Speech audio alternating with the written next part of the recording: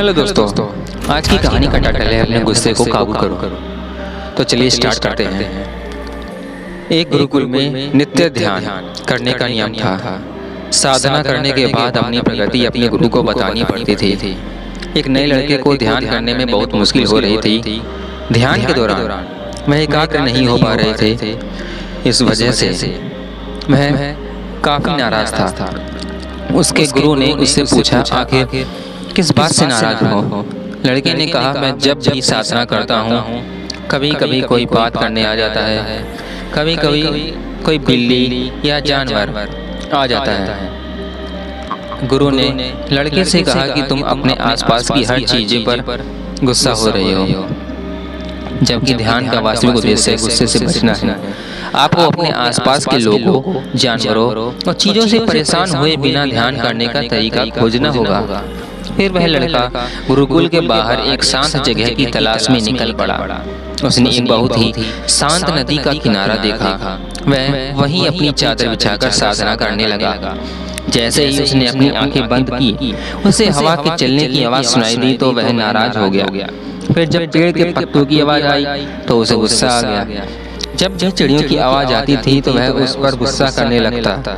उसने सोचा कि नदी के तट पर बड़ी अशांति है, क्योंकि मैं नदी में बीच में जाकर साधना करूं।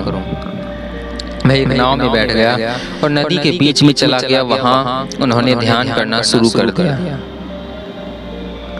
नदी के बीच में ध्यान करते हुए लड़का अच्छा महसूस कर रहा था।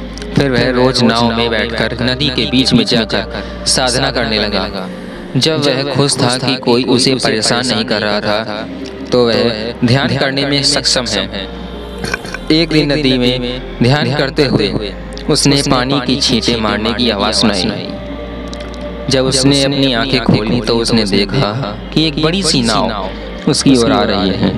उसे बहुत गुस्सा आया। वह गुस्से से चिल्लाने लगा, अपनी नाव यहाँ मत लाओ, इसे मोड़ो। लेकिन इस नाव ने लड़के की नाव को टक्कर मार दी। लड़का था लाल पीला, लेकिन जब उसने अपनी बड़ी नाव में देखा, वहां उसमें कोई नहीं था।